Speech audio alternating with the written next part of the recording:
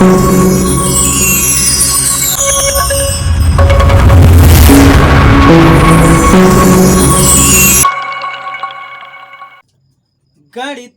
नमः गणिताय नमः गणिताय नमः गणिताय नमः। ये गणित बहुत दुखदाई है, बहुतों पर आफत आई है। इसको आसान बनाने की कविवर ने कसम अब खाई है, गुरुवर ने कसम अब खाई है, सौगंध अजय ने खाई है। हाँ साथियों नमस्कार, मैं आशुकवि अजय शर्मा अपने YouTube चैनल आशुकवि अजय शर्मा जी बांदा उत्तर प्रदेश के अंतर्गत छात्र हित में संचालित केवल ऑनलाइन अध्ययन सत्र तृतीय माथापच्ची अड्डा में आप सभी साथियों का बार बार हार्दिक स्वागत एवं अभिनंदन करता हूं। दोस्तों तो आज मैं पुनः आपके समक्ष अपने चैनल पर प्रस्तुत हुआ हूं आप लोगों को कंपटीशन की मैथ पढ़ाने के लिए। दोस्तों मैंने पिछली क्लास में आपको संख्या पद्धति नामक चैप्टर के अंतर्गत विभाज्यता से संबंधित जो नियम पढ़ा चुका था, आज उसी के आगे पुनः आपको मैं गणित विषय के अंतर्गत विभाजन के नियम पढ़ाऊंगा। तो दोस्तों पिछली क्लास में हम 15 से विभाजन के नियम पढ़ गए थे और आज हम उसी के आगे विभाजन के नियम पढ़ेंगे। 15 से आगे विभाजन के नियम आपके समक्ष अब आज प्रस्तुत है। आइए दोस्तों फटाफट जुड़िए मेरे साथ, और क्लास शुरू होने के पहले ही अगर नए लोग जुड़े हों तो चैनल को सब्सक्राइब कर लें, बेल आइकन दबा दें और ऑल नोटिफिकेशन अलाउ कर दें तथा इस क्लास का आनंद लें। तो आइए देखते हैं अब हम कोई संख्या कैसे पहचानेंगे कि यह संख्या 16 से विभक्त है या नहीं। तो देखिए साथियों, आज की क्लास का आपका पहला नियम है 16 से विभक्ति की जांच कैसे करेंगे। कोई संख्या 16 से कैसे विभक्त है, पूर्णतया विभक्त है अथवा नहीं है, यह हम कैसे समझेंगे कम समय में 16 से बिना भाग दिए। दोस्तों देखिए मैं आपको बताना चाहूंगा 16 से कोई संख्या विभक्त है या नहीं यह जांचने के दो नियम हैं। उनमें से पहला है संख्या के अंतिम 4 अंक 0 0 0 0 हो। अंतिम 4 अंकों का मतलब इकाई से हम गणना करें अगर तो कहेंगे इकाई, दहाई, सैकड़ा और हजार। इन चारों स्थानों पर 0 0 0 लिखे हों तो वह संख्या 16 से पूर्णतया विभक्त होगी। दोस्तों आपको कतई भाग देने की जरूरत नहीं है। डिवाइडेशन रूल में यह आपको केवल 4 अंक पहचानना है कि क्या इकाई, दहाई, सैकड़ा तथा हजार के स्थान पर 0 है। अगर 0 है तो आप आंख मूंद करके निसंकोच बिना हिचक बेहिचक कह सकते हैं और निसंदेह कह सकते हैं वह संख्या 16 से पूर्णतया विभक्त होगी। हाँ तो मित्रों आइए अब मैं उदाहरण के साथ इस बात को सत्यापित करूंगा, सिद्ध करूंगा। तो देखिए मैंने अपनी मन मर्जी से कोई संख्या लिख दी जिसके इकाई, दहाई, सैकड़ा और हजार के स्थान पर 0 0 है, 0 0 है चारों अंक। तो देखते हैं क्या यह विभाजित है। तो यह तो पता चल ही गया, नियम के तहत आपने पढ़ लिया कि अगर दाएं हाथ से 4 अंक 0 0 0 हैं तो वह संख्या 16 से पूर्णतया विभक्त होगी। लेकिन आपको अब यकीन हो जाए इसलिए मैं 16 का भाग देकर के आपको दिखाई देता हूं ताकि उत्तर की जांच यहां हो जाए तो आपको वहां न करना पड़े 16 का भाग, तो आपका कंपटीशन में समय बच जाए। इसलिए मैं अब इसकी उत्तर की जांच कराता हूं 16 का भाग दे करके। लेकिन आप परीक्षा हाल में कतई भाग नहीं करेंगे, मैंने जो यहाँ पढ़ा दिया आप वह याद रखेंगे सिर्फ बस। तो देखिए मैं करता हूं भाग। ये संख्या लिखी है आपके सामने 34,80,000। 16 का भाग देंगे, पहले बार यहाँ 34 मिलेगा तो 16 दूनी 32, 2 बार भाग गया। 34 माइनस 32 बराबर 2, उतारा लिया 8 का 28, एक बार भाग जाएगा 16 एकम 16 और यहाँ घटाएंगे 8 से 6 घटा 2 और 2 से 1 घटे 1, उतारा लिया 0 का 120 बनी संख्या 16। 7 112, 7 बार जाएगा और यहाँ घटा देंगे 112 तो 10 से 2 घटे 8 और यहाँ सब 0 हो गए। उतारा लिया फिर से 0 का 80 बन गई संख्या और 16 पंचे 80, यहाँ हमारा भागफल 5 आया और 80 माइनस 80 बराबर 0, उतारा लिया फिर से 0 का भाग न खाया लब्धम 0, फिर उतारा लिया और भाग न खाया लब्धम शून्य। तो इस प्रकार ये है, देखिए आपको पता चल गया। मैंने जो बताया था कि अगर इकाई, दहाई, सैकड़ा, हजार इन 4 स्थानों के अंक 000 हैं तो वह संख्या 16 से पूर्णतया विभक्त होगी। तो इसकी उत्तर की जांच हो गई। अब आपको परीक्षा हाल में ऐसा भाग दे करके सवाल को हल नहीं करना पड़ेगा। अब आगे बढ़ते हैं। 16 से विभाजन का जो दूसरा नियम है दोस्तों, वह यह है कि अगर इन्हीं 4 अंकों से बनी संख्या 16 से विभक्त हो जाए, यानी इकाई, दहाई, सैकड़ा और हजार इन 4 अंकों से बनी संख्या में 16 का भाग चला जाए, बटे 16 या भागे 16 करके आप केवल 4 अंक विभाजित करके देख लेंगे। अगर यह चारों अंक विभाजित हो गए, यानी इन 4 अंकों से बनने वाली संख्या पूर्णतया विभक्त है, तो वह संख्या चाहे जितने अंकों की रही हो, चाहे जितनी बड़ी रही हो, वह पूरी की पूरी संख्या भी 16 से पूर्णतया विभक्त होगी। साथियों, पूरी संख्या में भाग देने की फिर जरूरत नहीं है। आपको केवल इन 4 अंकों से बनी संख्या में 16 का भाग दे करके उत्तर निकालना है, बस हो गया। तो देखते हैं, फिर से कोई उदाहरण लिखते हैं हम। देखिए, मैं संख्या लिखे देता हूं और देखता हूं क्या यह संख्या विभाजित होगी, यानी इकाई, दहाई, सैकड़ा, हजार इनके, हाँ, इकाई, दहाई, सैकड़ा और हजार के अंकों से बनने वाली संख्या हो जाएगी 5136। मैंने संख्या लिखा आपके सामने, क्या लिखा, 7,45,136। तो साथियों, अब इकाई, दहाई, सैकड़ा और हजार इन 4 स्थानों में जो अंक लिखे हैं उनसे बनने वाली संख्या है 5136, और केवल इस 5136 में हमें 16 का भाग देकर के उत्तर की जांच करना पड़ेगा। तो देखते हैं, अब संख्या क्या थी आपकी, इसे यहां लिखे देता हूं। संख्या थी, हाँ, 7,45,136, और यह संख्या यहां लिखी है। और अब केवल 4 अंतिम 4 अंकों से जो संख्या बनी थी उसमें मैं भाग करता हूं और दिखाता हूं आपको उत्तर की जांच करके। तो भागे 16 हो गया, 5136 में 16 का भाग दूंगा मैं। आइए देखिए, 16 का पहाड़ा पढ़ेंगे, 51 से ज्यादा ना जाए, तो 51 से ज्यादा ना हो।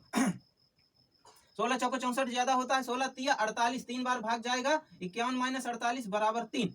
अगली संख्या 3 है, उतारा लिया 3 का 33, और 16 दूनी 32, 2 बार भाग गया, 33 माइनस 32 बराबर 1। अगला अंक है 6, उतारा लिया 6 का, 16 बन गया, 16 एक कम, 16 भागफल 1, और 16 माइनस 16 शेषफल 0। तो ये देखिए साथियों, यहाँ भी शेषफल 0 हो गया। अर्थात आप इस आधार पर कह सकते हैं, अब ये पूरी की पूरी संख्या जो मैंने लिखा था 7,45,136, यह भी 16 से पूर्णतया विभक्त होगी, क्योंकि इसके अंतिम 4 अंकों से बनने वाली संख्या 16 से विभक्त है। इस आधार पर उत्तर की जांच हो गई, बात सत्यापित हो गई। अब हम आगे बढ़ेंगे दोस्तों 18 से विभाजन के नियम की ओर। तो देखते हैं 18 से विभाजन का नियम क्या है साथियों। आइए फटाफट नोट करते जाइए, वीडियो को रोक करके अपने हिसाब से इसकी चाल को मैनेज करके और नोट्स बनाते जाइए, लाइक करते जाइए, शेयर भी करते जाइए अपने साथियों को, ताकि वो भी परीक्षा की अच्छी से तैयारी कर सकें। देखते हैं दोस्तों अब 18 से विभाजन के नियम। हाँ तो साथियों, अब हम पढ़ते हैं 18 से विभक्ति का नियम। तो दोस्तों 18 से विभक्ति का नियम यह है कि अगर कोई सम संख्या है, सम संख्या ही 18 से विभक्त होगी। चूंकि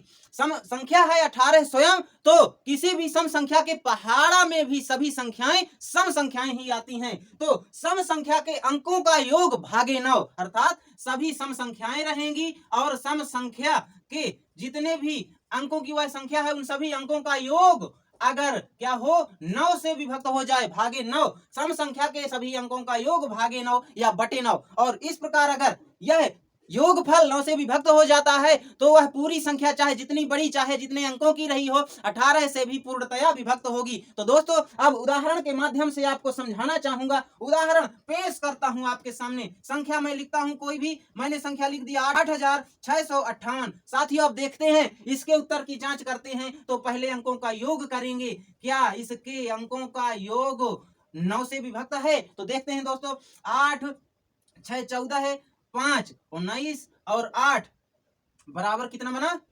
27, और भागे 9 करना था, भागे 9, और 9 से अब इस योगफल को विभाजित करिए, तो 9 तिया 27, भागफल आ गया 3, शेषफल हो गया 0।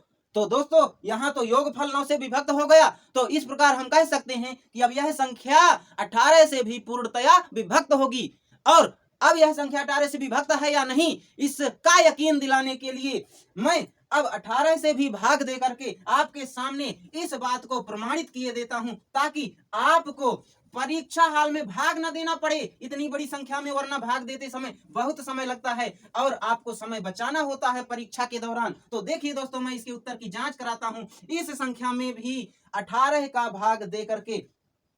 और आइए फिर देखते हैं और भाग देते हैं। पहली बार में 2 अंकों में भाग जाएगा। 86 संख्या हमारे पास है। अब पहाड़ा पढ़ेंगे 18 का।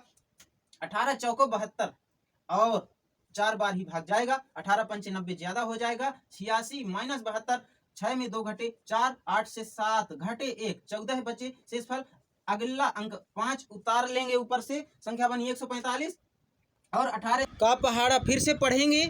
18 अट्ठे 144, 8 बार भाग जाएगा। 18 अट्ठे 144 और 145 से 144 घटे 1 बचे। अगला अंक ऊपर से 8 ले आते हैं, उतारा लिया 8 का, संख्या 18 और भाजक भी 18। 18 एक कम, 18 एक बार भाग गया, शेष फल 0 हो गया। इस प्रकार साथियों देखिए, हमने उत्तर की जांच में भी यही प्राप्त किया कि यह संख्या जो हमने लिखा था 8658, 18 से पूर्णतया विभक्त हो गई, जिसका शेषफल 0 आ गया। और हमें शेषफल से ही मतलब है, भागफल चाहे जोग भी आए इससे मतलब नहीं है। तो दोस्तों, इस प्रकार आपने देखा कि मैंने अभी तक आपको जो भी नियम पढ़ाए विभाजन से संबंधित, वो सभी नियम कसौटी पर खरे उतर रहे हैं, प्रमाणित हो गए हैं, उदाहरण के साथ सभी बातें सिद्ध हो चुकी हैं। इस प्रकार आप सब कह सकते हैं विश्वास पूर्वक, बेहिचक, निसंकोच कि अभी तक मैंने विभाजन से संबंधित जो भी नियम बताए वो सभी सत्य हैं, और जिस संख्या से विभक्ति का जो नियम बताया मैंने, वैसे ही आप अब अभ्यास कर सकते हैं घर में। तो मैंने जो नियम पढ़ाए वो पूर्णतया